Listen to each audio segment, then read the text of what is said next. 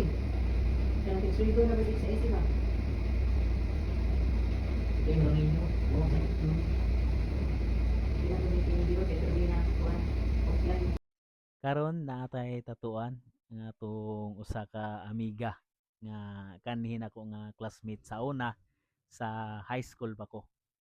Way back 2000 guys. So, high school time ako na first year high school mi ana 2000. Nya nang graduate mi 2020 2005.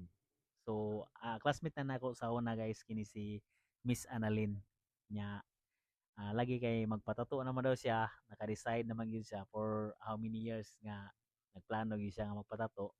Karon nadayon na gyud ang iyahang mga plano. Dili na gyud drawing ni iyahang plano guys.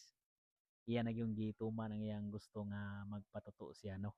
Kay lagi dugay naman po na niya nga gipangandoy nga magpatato daw. So dugay na po ni siya nga nag-inquire nya karon nadayon na gyud mi sa amo ang tattoo session. Nya kani mismo nga tattoo nga among gihimo nga armband sa bukton ani niya kay iyahan ni nga design no siya mismo ang nangita ani nga design kay lagi first tattoo po niya nya gusto niya daw may meaning sa iyahang kinabuhi ang iyahang ipatato so kana sa bato yung meaning ana murag nakakuan ko na fertility mo siya tuon sa bato mas kay taas na og meaning og nindot po nag meaning no para sa iyahang life guys kanang iyahang ipa-armband diha sa iyahang bukton nya kani si Miss Annalyn guys kay ligrihon po ni siya kay joker man ni siya samtang tattoo mi diha nag-story siya sa iyahang life no una sa pagka high school pa namo antud karon so na-story niya nga di gyud daw lalim pod ang mga naagyan niya sa iyahang kinabuhi guys no taas po ang iyahang gikwento diha guys bunad pag start na mo hantod na human mi no mala MMK po tong story life ni Miss Annalyn so pwede ipadala sa MMK guys kay sure ko nga ang magtan-aw ato makahilak po no kay kami diha samtang katato mi makahilak ko na mi diha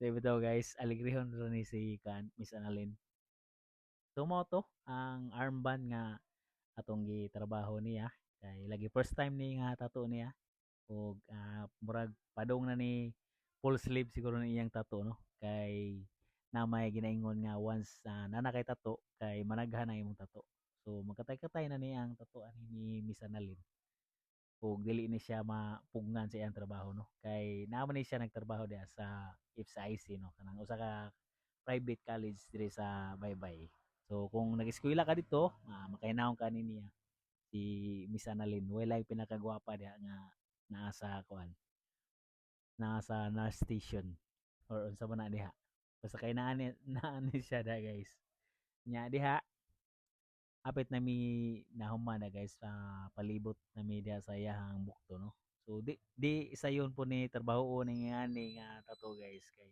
labi na niyang armband kay putol-putol